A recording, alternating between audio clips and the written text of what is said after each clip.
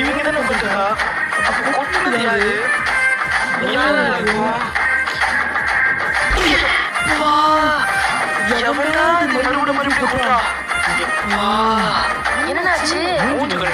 வந்து வந்து கூட்டிட்டு போறாங்கம்மா. யார் அது? யார் எங்க நடிச்சது? யார் என்ன பண்ணிட்டு இருக்க? உன்னை யார் அடிச்சன்னு தேடிட்டு இருக்கேனா? அவ்வளவு கஷ்டப்பட தேவையில்ல. அடிச்சவன வீடியோ எடுத்து வா.